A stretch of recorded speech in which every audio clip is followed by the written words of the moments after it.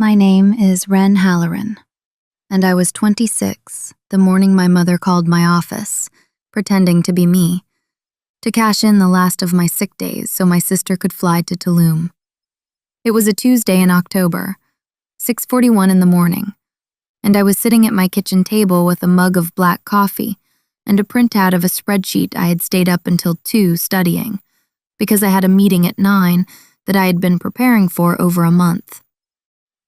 I didn't know yet that she had picked up my work badge from the hook by my door the night before, copied the main number off the back, and rehearsed a small, soft cough in the bathroom mirror until it sounded close enough to mine. I learned all of that later.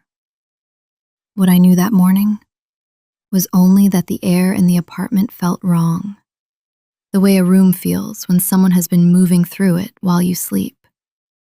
My niece, Posey, was asleep on the pull-out couch under the blue quilt my grandmother had stitched, her small mouth open, one hand curled around the corner of the fabric, like she was afraid it would be taken. She was 4.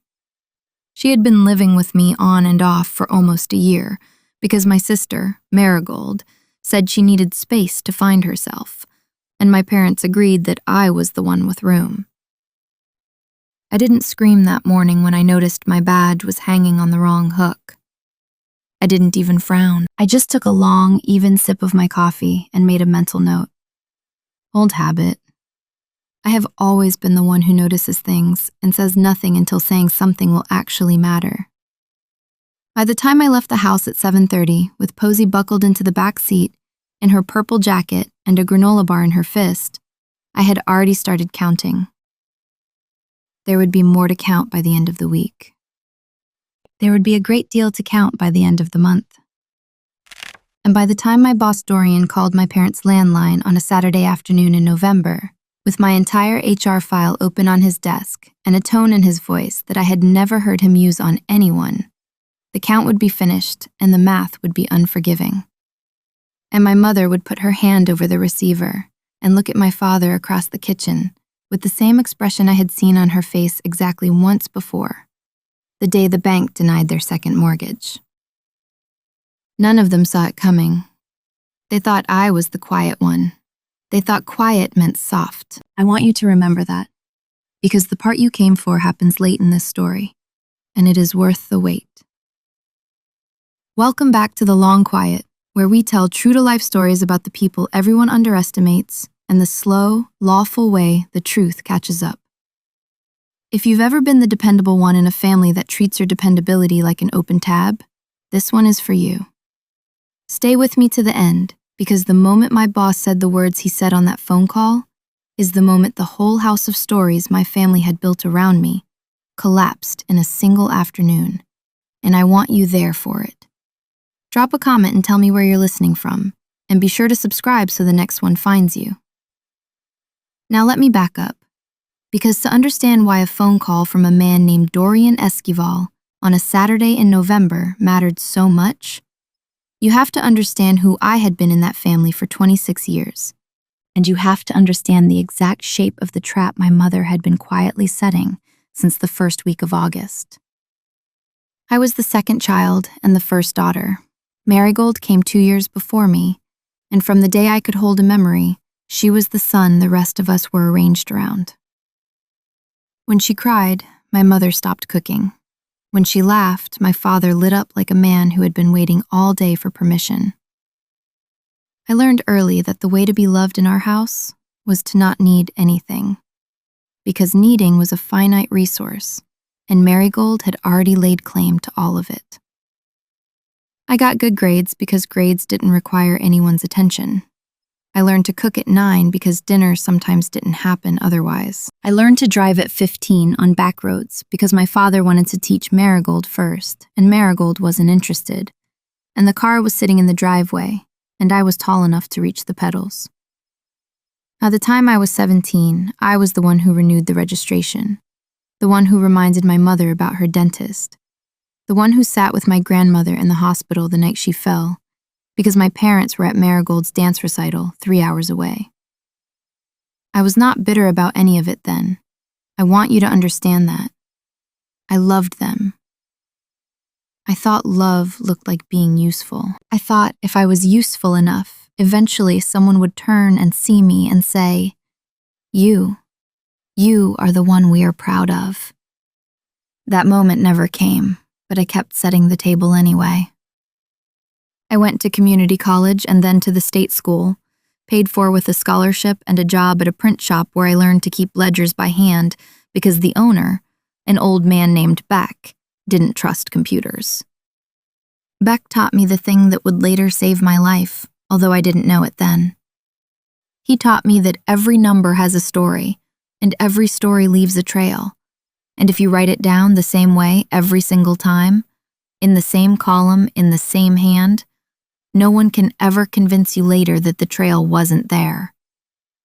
I learned to keep records the way other people learn to pray, quietly, and every day, without expecting anyone to notice. I work now as a senior payroll and benefits analyst at a mid-sized logistics company called Brightline Freight, in a glass building on the west side of the city, and I have worked there for almost 4 years. My job, in the simplest terms, is to make sure that what a company owes a person and what a person is owed by a company line up exactly, and when they don't, to find out why. I am very good at it. I am good at it because of Beck, and I am good at it because I grew up watching my family rearrange the truth at the dinner table until it suited them. And somewhere along the way, I decided that I would spend my adult life being the kind of person the numbers could not lie to. My boss Dorian hired me himself. He is a small, careful man in his late 50s with glasses he is always cleaning on the hem of his sweater. And he told me in my second week that he had hired me because in my interview I had said, when he asked what my greatest weakness was, that I sometimes assumed people would behave reasonably and was slow to act when they did not. He laughed and said that was the most honest answer he had ever heard. And then he said, "We will work on the slow part." I thought about that sentence a lot in the months that followed. I had moved out of my parents' house at 22 and into a one-bedroom apartment on Aldermere Street, above a Vietnamese bakery whose ovens warmed my kitchen floor in the winter. I had 2 plants, a cat named Mr. Pockets, and a quilt my grandmother had stitched for me before she died, blue with small white stars at the corners, the same quilt that was now wrapped around Posey on my pull-out couch. Posey had arrived in February. Marigold had shown up at my door on a Sunday night with a duffel bag and a car seat and her hair freshly highlighted, and she had said, "I just need 2 weeks, Ren. Just 2 weeks to get my head together, and you're so good with her."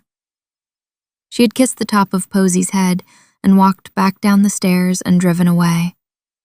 And the 2 weeks had become a month, and then 3 months, and then, by October, almost 9. My parents had backed her up at every turn. My mother told me on the phone that I was being so generous, that this was what family did, that Marigold was going through something.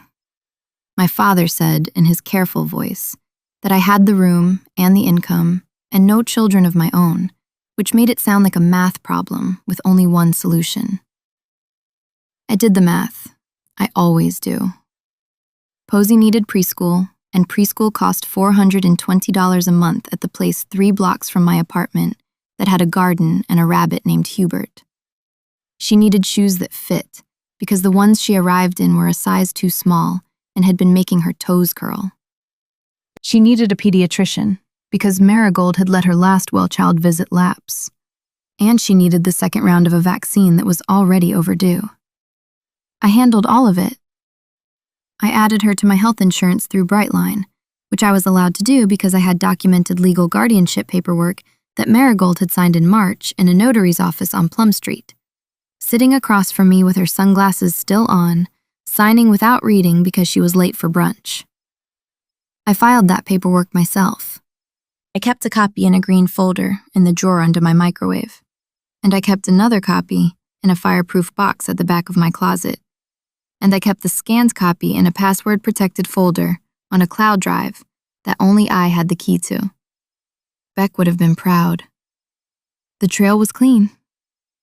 The thing my parents and Marigold did not understand, because they had never paid attention to the work I actually did, was that my company gave me sick leave and personal leave as two separate buckets, and that those buckets accrued differently and were governed by different rules, and that one of them, the sick leave bucket, could under very specific circumstances be converted into paid family medical leave if a dependent in my household had a qualifying medical event. I had been quietly saving sick days for 2 years. I had 96 hours banked. I was saving them for Posey, because the pediatrician had mentioned, gently, in September, that some of the things she had noticed about Posey's hearing might mean a specialist visit and possibly a small surgery in the new year. And I wanted to be able to be there for every appointment without losing a paycheck. I had not told my family any of this. I had learned by then not to tell my family anything that could be used. The first week of August was when my mother started asking questions she had never asked before. She called on a Tuesday evening when she knew I would be cooking, and she asked me in a light voice how my job benefits worked. She said her friend Linnea was confused about her own and wanted advice. I said something vague about accrual rates and changed the subject. She called again on Thursday and asked whether I could take time off in the winter if I wanted to. I said yes, I had plenty of time saved. She made a small humming noise and said, "That's nice, sweetheart. You've always been so careful." I should have heard the hook in her voice. I didn't, because she was my mother, and because I still, even at 26, wanted to believe that when she called me sweetheart, she meant it. That was my flaw, and I am telling you about it now because the whole story turns on it. I believed them because believing them was easier, and easier is a tax you pay later, in full. On the second Saturday in August, my parents hosted what they called a family dinner at their house on Cedar Hollow Road, the same house I had grown up in, with the same chipped blue platter in the middle of the table, and the same overhead light that buzzed faintly above the head of whoever was sitting in my old chair. Marigold was there in a white sundress, tan from a weekend at a lake house I had not been invited to, and she was telling a long story about a man she had met at a wedding. Posey was sitting next to me, eating peas one at a time off a small plate, very seriously, the way she did everything. My mother waited until dessert. She brought out a peach cobbler and the stack of small plates, and she said, in the same voice she used to announce that the grass needed mowing, that she and my father had decided to send Marigold to Tulum for 2 weeks in November, as a reset, because she had been through so much. My father nodded along, slicing the cobbler. Marigold did not look surprised.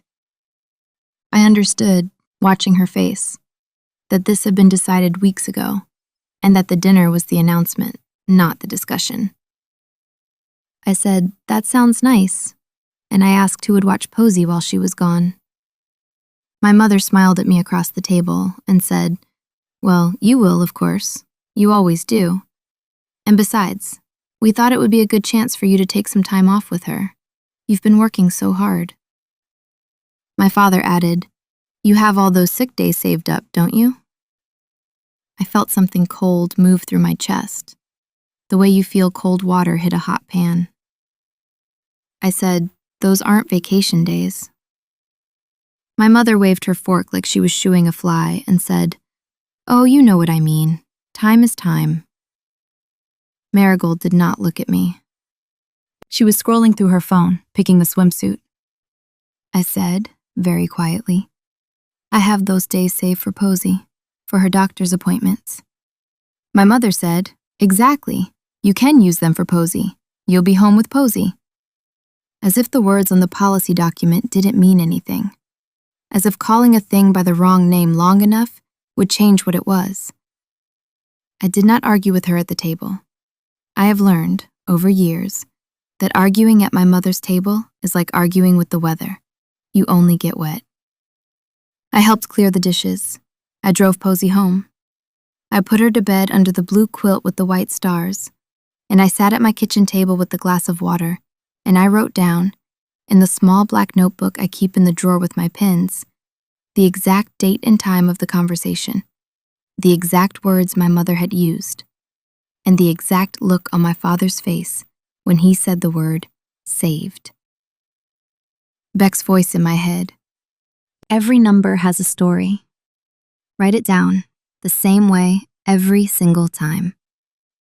I should have known then that they were going to try something. I think part of me did know. But I was tired, and Posey had a small fever, and I had a quarterly close at work, and I told myself that my mother would forget, that Marigold would get bored of the idea, that it was just talk.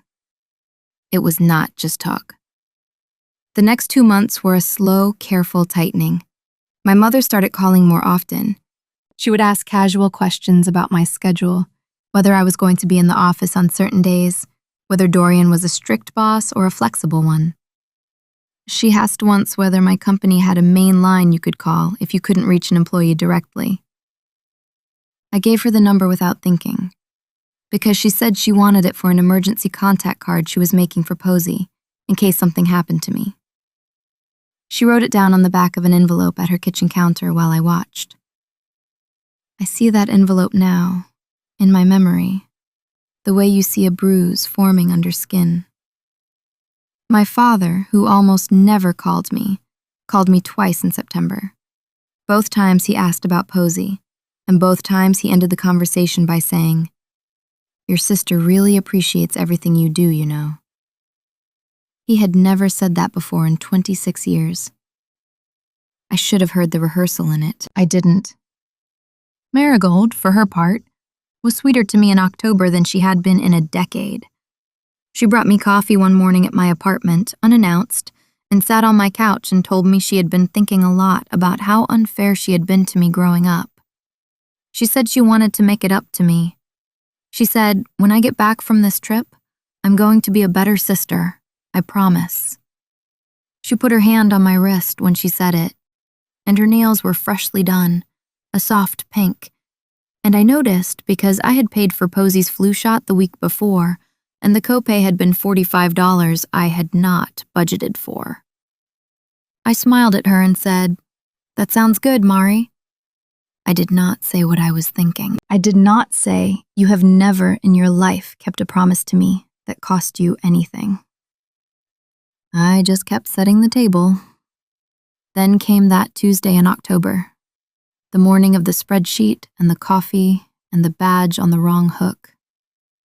I went to work. I had my 9 o'clock meeting, and it went well, and Dorian stopped by my desk afterward and said, "Good job in there, Ren. You saw something the auditors missed." I went home that night and made macaroni for Posey, and read her 2 books about a small bear who couldn't find his hat. And I forgot about the badge until I was brushing my teeth and saw it hanging perfectly straight on the correct hook, as if someone had returned it. I stopped with my toothbrush in my mouth. I looked at it for a long time. Then I went to my laptop and I logged into my work portal and I checked my leave balances, because that is the kind of person Beck made me. My sick leave balance had dropped by 16 hours. 2 full days, used the day before, a Monday, while I had been at my desk. I sat very still. I did not call anyone. I did not type anything. I opened the audit log, which most employees do not know exists, and I read the entry. The hours had been submitted through the phone request line, which is a service the company offers for employees who are too ill to log in. The call had come in at 6:53 on Monday morning from a number I did not recognize, and the reason given was a stomach virus. I looked at the number for a long time. Then I picked up my phone and I called it. It rang 4 times and went to voicemail, and the voicemail said, in my mother's voice, "You've reached Iris Halloran. Please leave a message." I hung up. I did not scream. I did not cry. I went into the kitchen and I poured myself a glass of water and I drank it standing up, looking at Posey asleep on the couch under the blue quilt with the white stars, and I thought, all right. So this is what we are doing. I want to tell you what I felt in that moment because I think it matters. I did not feel rage. I felt something quieter and more useful. I felt the way Beck used to look when a number didn't add up on a Friday afternoon and he knew he was going to spend the weekend finding out why. I felt focused. I felt, for the first time in a long time, awake. The next morning I went to work early. I sat down at my desk at 6:45 and I opened my own HR file, which as a payroll analyst I had limited access to, and I pulled the call log for the phone request line for the previous 30 days. There had been 3 calls placed against my account. The Monday call for 16 hours, a call the previous Friday for 8 hours, and a call the Wednesday before that for 8 hours. 32 hours total. 4 full work days I had been at my desk for, working, while my mother had been on the phone with a voice that the system had accepted as mine. I printed the log. I put it in a manila folder. I labeled the folder in pencil with the date. I put the folder in the locked drawer of my desk, and I went to my 9 o'clock stand-up meeting, and I smiled at my coworkers, and I said good morning, and no one knew that anything in the world had changed. That night I drove out to my parents' house on Cedar Hollow Road. I told my mother I was dropping off a pie. I brought a pie. It was a real pie from the bakery downstairs, apple with a lattice crust, because cover stories work best when they are also true. I sat at the kitchen table and I drank a cup of tea, and I let my mother tell me about a woman from her church who had been rude to her at a bake sale. While she talked, I let my eyes drift, the way you do when you are bored, and I read the envelope on the counter, the one with my company's main number on it, and I read the sticky note next to the phone, in my mother's handwriting, that said, "Wren work line call before 7 a.m., ask for phone request." I read it twice. I committed it to memory.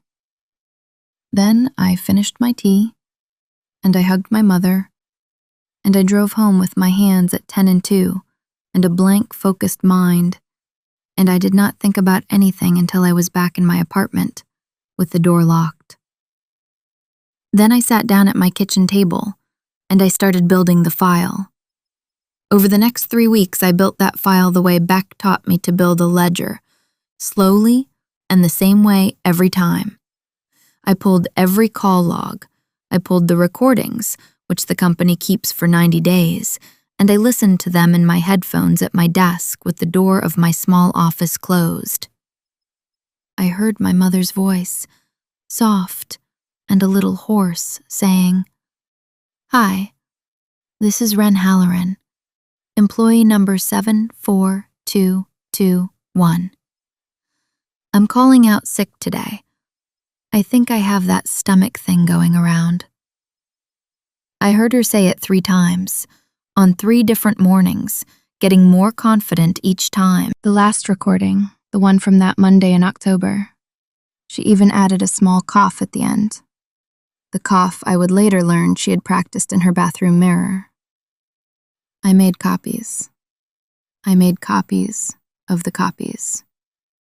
I put 1 set in the locked drawer at work, 1 set in the fireproof box in my closet, and 1 set in the password-protected cloud folder where I kept Posey's guardianship paperwork. The trail was clean. I went to see Dorian on a Thursday afternoon at the end of October. I closed the door of his office behind me and I sat down across from him and I said, "I need to tell you something, and I need your advice about how to handle it." I laid the folder on his desk. I walked him through it in the same calm voice I use for quarterly close. The call logs, the recordings, the pattern, the handwritten note on my mother's counter, the 32 hours that had been taken from my sick balance and used to fund, I now understood, a deposit on a vacation rental in Tulum that Marigold had posted a photo of on her social media account the previous Saturday, tagged with the address. Dorian took off his glasses. He cleaned them on the hem of his sweater. He put them back on. He looked at me for a long moment and he said, "Ren, this is identity fraud. This is also benefits fraud. You understand that?" I said, "I understand that." He said, "Do you want to press charges?" I said, "I want to do this the right way, and I want to do it slowly, and I want my parents and my sister to understand exactly what they did, in front of people they can't lie to." He nodded. He said, "Then let's call the people who know how to do this right." The next morning, he introduced me, by phone, to a woman named Amara Voss, who was the company's outside employment attorney. A tall, calm woman with a low voice who had handled 3 cases of family-perpetrated benefits fraud in the previous 5 years, and who told me in our first meeting that what my mother had done was a crime in our state, and that what my sister had benefited from was, depending on how the money had moved, potentially a second one. Amara explained the mechanism to me plainly, the way an expert does when they respect you. She said, "The company has a duty to investigate. The company will likely recover the wages.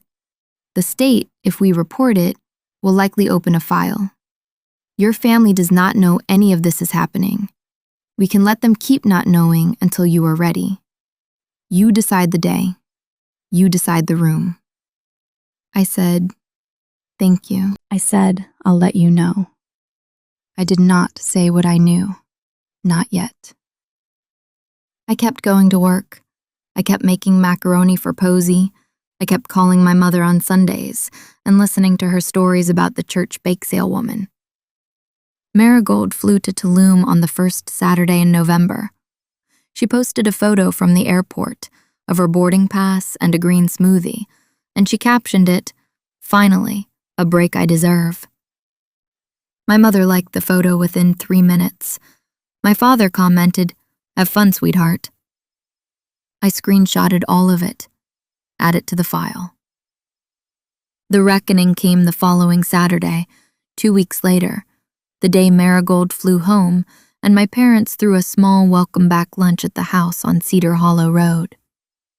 My mother had invited me and Posey. She had also invited her sister, my Aunt Roselle, and Roselle's husband Cyril, and a neighbor named Marjorie, who had known us since I was small, and my father's brother Hollis, who had driven down from 2 states away because he was in town for a conference, and my grandmother on my father's side, Nan, who was 83 and sharp as a tack, and who had always, quietly, in her own way, seen me.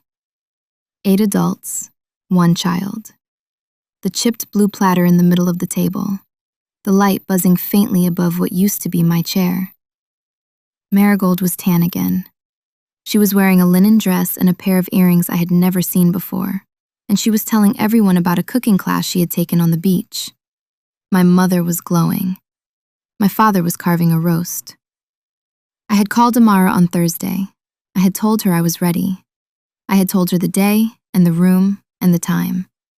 She had said we will be near a phone. Dorian had said I will be at my desk. I had thanked them both. I had put on a gray sweater and small silver earrings, and I had driven to my parents' house with Posey in the back seat and the green folder under the passenger seat, and I had walked in with the pie I had bought downstairs, apple again, lattice crust. Cover stories work best when they are also true. We sat down to eat at 1:15. At 1:42, in the middle of dessert, my mother turned to me with her wine glass in her hand and she said, in front of everyone, "Ren, sweetheart, I just want to say, we are so proud of how you stepped up for your sister this month. It was so generous of you to use your time off the way you did. We always knew we could count on you." She lifted her glass. My father lifted his. Marigold smiled at me across the table, soft and tan, and she said, "Seriously, Ren, you're the best." Aunt Roselle smiled politely. Marjorie, the neighbor, said, "Oh, that's so lovely." Nan, my grandmother, did not lift her glass. She was watching me. She had been watching me, I realized, since I walked in. I put down my fork. I said, in my normal voice, I didn't take any time off this month. The table went quiet in the way tables do when something is about to break. My mother's smile did not move, but her eyes did. She said, "Oh, sweetheart, you know what I mean."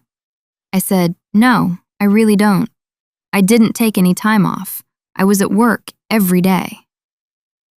Marigold laughed, a small, uncertain laugh, and said, "Ren, don't be weird." I said, "I'm not being weird, Mari. I'm being accurate. I haven't missed a day of work in over a year." I turned to my father. I said, "Dad, do you want to tell them or should I?" My father's face did the thing faces do when a man realizes a door he thought was closed has been open the whole time.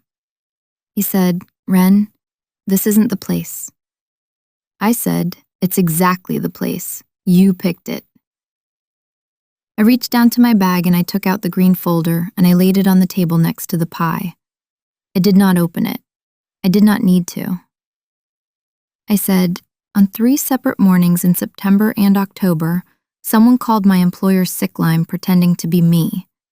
They used my employee number. They asked for 32 hours of paid sick leave to be applied to my account. The company recorded those calls because the company records every call. The voice on the recordings is not mine. The phone number the calls came from is this house. The note instructing the caller what to say is on a sticky note next to the phone in the kitchen behind us, written in Mom's handwriting. The 32 hours of pay was deposited into my account and then withdrawn from my account into a transfer to Marigold's account on October 11th in the amount of $1,422, which is the exact amount of the deposit on the Airbnb in Tulum that Marigold posted a photo of from the porch on November 2nd. I have the screenshots. I have the bank records. I have the recordings. I have an attorney. The company has opened an investigation. The state has been notified. I said all of it in the same voice I use for quarterly close. I did not raise my voice once. I did not look at Marigold while I spoke. I looked at the chipped blue platter.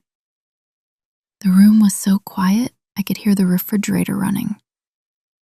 My mother set her wine glass down very carefully, as if it might break if she moved too fast.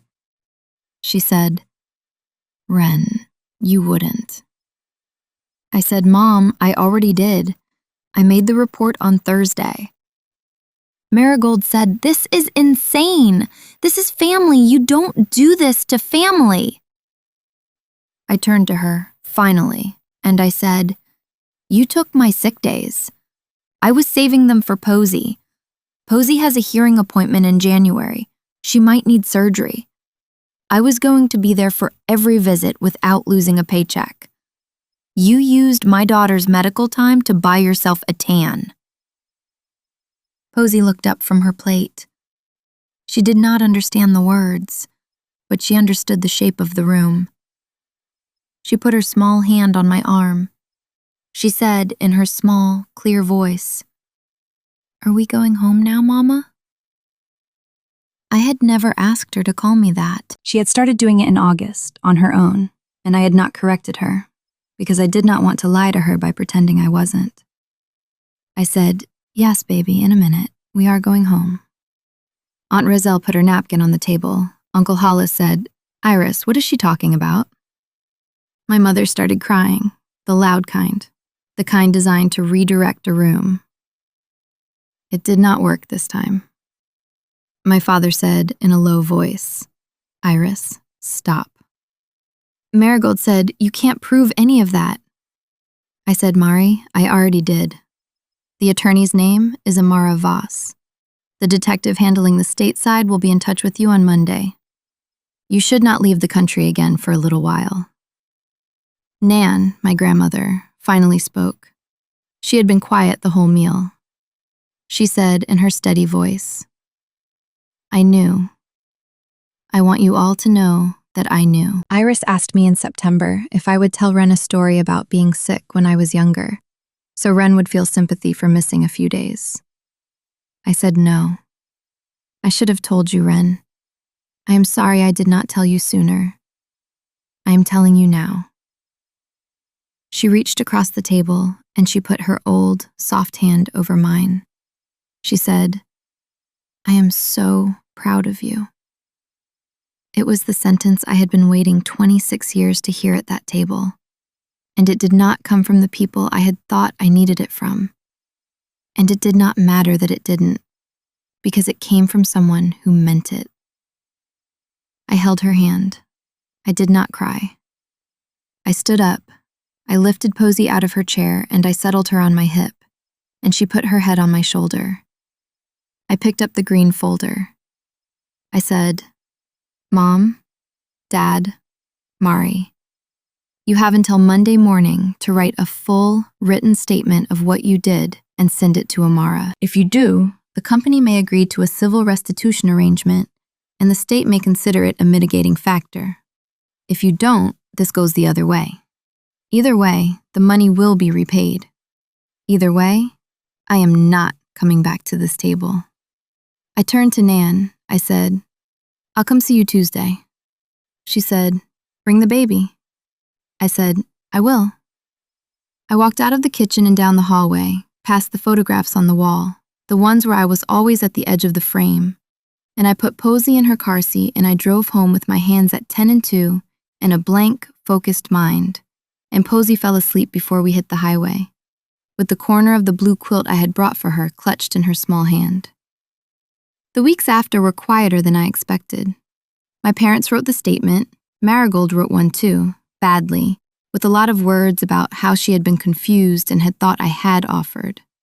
The company accepted the restitution. The state opened a file and then, because the company asked, closed it with a formal warning and a repayment plan that would take my parents and Marigold 3 years to complete and monthly installments deducted by court order from their accounts. No one went to prison. I did not want anyone to go to prison. I wanted the truth to be written down somewhere it could not be unwritten, and now it was. My mother called me twice in December. I let it go to voicemail. She left long messages that started angry and ended pleading. I listened to them once each, and then I deleted them. My father wrote me a letter in January, 3 pages, in his careful handwriting. He said he was sorry. He said he had let my mother run the family for 40 years because it was easier than disagreeing with her, and that he saw now what easier had cost. He said he was not asking me to forgive him, he was just telling me. I wrote him back, 1 page. I said, "Dad, I love you. I am not ready. Maybe one day. Until then, please don't ask." He didn't. He sent Posey a birthday card in March with a $20 bill in it and no return demand attached, and I let her keep it, because grandfathers should be allowed to give granddaughters birthday money when they have earned the right to. He has not earned more than that yet. I am watching. Marigold I have not spoken to. She tried in February to send Posey a stuffed rabbit through my mother. I sent it back unopened. Some doors you leave shut, not slammed, just quietly, deliberately, kept closed. Posey had her hearing appointment in January, and then the surgery in February. A small procedure that took 90 minutes and that I was in the recovery room for because I had 96 hours of sick leave that no one had touched. And Dorian told me, on the Friday before, to take the whole week if I needed, and not to think about work once. I didn't. I sat in a small blue chair next to her hospital bed, and I held her small hand, and I read her the book about the bear who couldn't find his hat for the 18th time. And when she woke up, she said in a tiny, groggy voice, "Mama, my ears feel quiet." And I said, "That's good, baby. That's how they're supposed to feel." The adoption finalized in May. Marigold signed without contest, on the advice of her own lawyer, who I am told her plainly that fighting would not go well for her. Posey is mine now, on paper, the way she has been mine in every other way since February of the year before. She calls me Mama without hesitation. She calls Nan, my grandmother, Great. We see Great every Tuesday for lunch at her small house with the yellow kitchen, and Great keeps a small stuffed rabbit on the windowsill that she bought herself for Posey, and Posey carries it back and forth between our houses, and the rabbit has a name now, Mr. Bramble, and he is loved. I kept the blue quilt with the white stars. It is on Posey's bed in her own room now, the room that used to be my office, painted the soft green she picked herself at the hardware store on a Saturday morning when she was almost 5. The quilt is the recurring thing in this story. It started on my couch when she was the niece I was keeping for 2 weeks, and now it is on her bed in her room in our home. And it is the same quilt, and it is not the same quilt, because the hands that wrap her in it now are the hands of her mother. I started a small fund last fall, with the back wages the company recovered and a little of my own savings, and I called it the Quiet Table Fund, and it pays for 1 year of preschool, anywhere in our city, for one child whose guardian is not their biological parent. The first kid we paid for is a little boy named Idris, whose grandfather is raising him after his own daughter could not. The grandfather cried at the kitchen table when I told him. I did not. I had done my crying already, in small, private amounts, over a long time. We are going to fund 3 children next year.